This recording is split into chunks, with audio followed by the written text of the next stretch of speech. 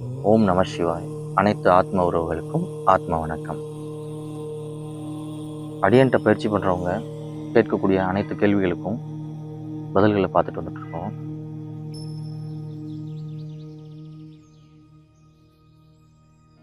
இன்னைக்கு எல்லா மனிதர்களுக்கும் உறவுகள் அப்படின்றத பற்றின முழுமையான புரிதல்கள் இருக்கிறது இல்லை. அதனால மட்டும்தான் உறவுகளால் நிம்மதி இழந்து எல்லா மனிதர்களும் கஷ்டப்பட்டுட்டு இருக்காங்க. இறைவன் ஒரு மனிதன் மகிழ்ச்சியாக வாழணுன்றதுக்காக நமக்கு கொடுக்கப்பட்ட வரம் தான் உறவுகள். அப்படிப்பட்ட வரத்தை நாம் சாபமாக மாற்றிக்கிட்டு இருக்கோம். அப்படின்ற முழுமையான புரிதல் வட்டத்துக்குள்ள நாம் இருக்கணும். அதுக்கு உறவுகள்னால் என்ன அப்படின்றத நம்ம பார்க்கணும்.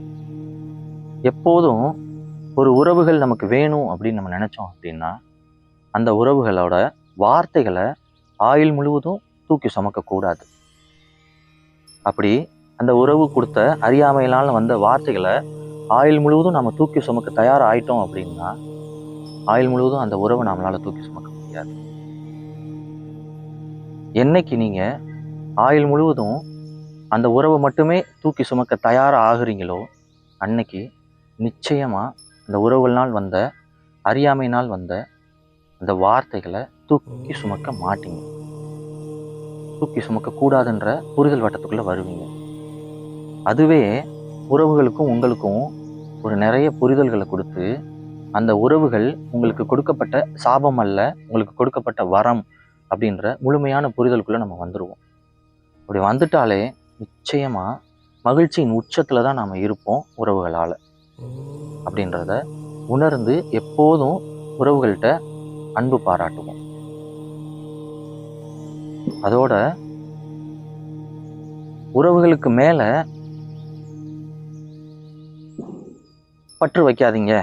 உறவுகள் உங்களுக்கு நிம்மதி தராது, உறவுகள்னால உங்களால் ஒரு நிலையில் இருக்க முடியாது அப்படின்ற புரிதலில் நமக்கு வாழ்க்கையில் பயணிக்கக்கூடிய சில ஆத்ம உறவுகள் சக பயணிகளுக்கு கொடுத்துட்ருக்காங்க. அது அத்தனை சதவீதம் உண்மையானது இல்லை. ஏன் அப்படின்னா இறைவனை நம்ம அடையணும்னா உறவுகள் இல்லாமல் பற்று இல்லாமல் போகணும்னு தவறான புரிதலுக்குள்ள சிலர் நம்மளை சொல்லியிருக்காங்க. அப்படி இல்லை. ஒரு உண்மையை நம்ம பார்க்கணும். கண்ணுக்கு தெரிஞ்ச இறைவன் கொடுத்த வரமாக இருக்கக்கூடிய சக உறவுகள்கிட்டயே உங்களால் அன்பாகவும் கருணையாகவும் இறுதி வரை பயணிக்க முடியலைன்னா எப்படி கண்ணுக்கு தெரியாத பிரபஞ்ச பேராற்றல் கிட்டையும் இறைவன்கிட்டையும் உங்களால் அடைய முடியுன்ற நம்பிக்கை உங்களுக்கு இருக்கு? அடைய முடியாது. அப்போ அடிப்படை ஆன்மீகம் உங்களுக்கு வேணும், ஒரு ஒரு ஞான நிலையில் நீங்கள் ஒரு பெரிய நிலையை அடையணும் அப்படின்னா இருக்கிற இடத்த மகிழ்ச்சியை வச்சே ஆகணுன்ற ஒரு புரிதல் வேணும். மகிழ்ச்சியாக வைக்கிறதுக்கு நாம் என்ன செய்யணும்னா நமக்குள்ளே இருக்கக்கூடிய மகிழ்ச்சியை நம்ம வெளியே கொண்டு வரணும். நம்மளுடைய சக உறவுகள்கிட்ட மகிழ்ச்சி இருக்குது அப்படின்ற தவறான புரிதலை விட்டுட்டு எனக்குள்ளே இருக்கிற மகிழ்ச்சியை நான் கொடுக்க வந்திருக்கேன் அப்படின்றத உணர்ந்து எல்லா உறவுகள்கிட்டையும் அன்பாக நாம் இருந்தோம் அப்படின்னா 100% உறவுகளுக்கும் நமக்கு உண்டான கசப்பு இல்லாமல் போயிடும். அடுத்து உறவுகள்னால வரக்கூடிய சவால்கள் அப்படின்னு பார்த்தோம்னா பெரிய சவால் தான். அது அவ்வளவு சாதாரணமாக கடக்க முடியாத சவால்கள் தான்.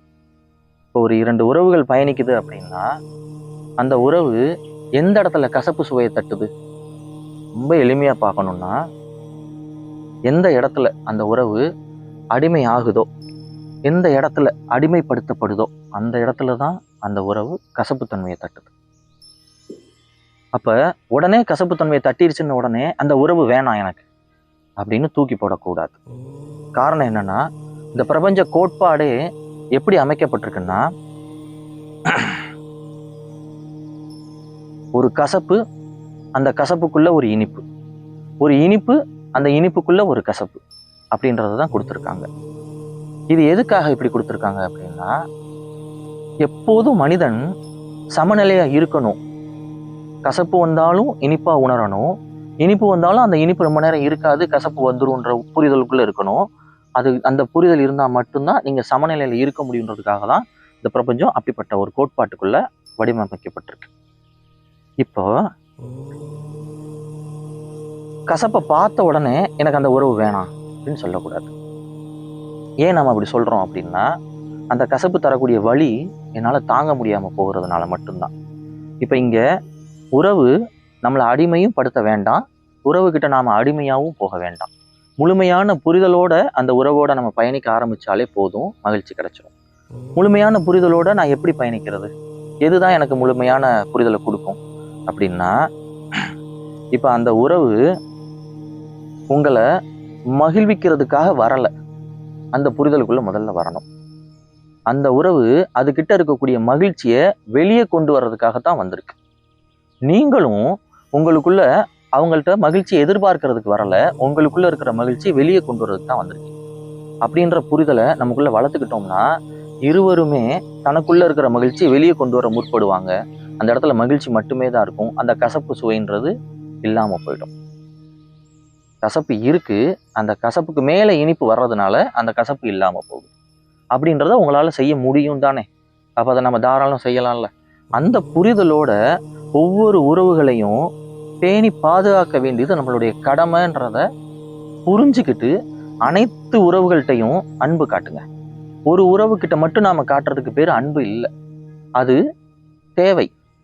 எல்லா உறவுகள்கிட்டையும் நீங்க அன்போடு இருக்கணும், எல்லா உறவுகள்கிட்டையும் கனிவோடு இருக்கணும், பணிவோடு இருக்கணும், கருணையோடு இருக்கணும். அப்படின்ற புரிதலுக்குள்ள என்னைக்கு நாம வர்றோமோ அப்பவே இந்த பிரபஞ்ச பேராற்றல் நமக்கு நிறைய சாதகமான சூழல்களை உருவாக்கி கொடுக்கும், மகிழ்ச்சிக்காக மட்டுமே. அப்ப மகிழ்ச்சிக்காக மட்டுமே படைக்கப்பட்ட நாம முழுமையான மகிழ்ச்சிகளை அனுபவிக்கிறதுக்காக கொடுக்கப்பட்ட வரமா இருக்கக்கூடிய உறவுகளை, அந்த உறவுகளால் வரக்கூடிய மகிழ்ச்சிகளை அருமையா ருசிக்க முடியும், ரசிக்க முடியும். அருமையான ஒரு மகிழ்ச்சி வட்டத்துக்குள்ள நம்ம வாழ முடியும்.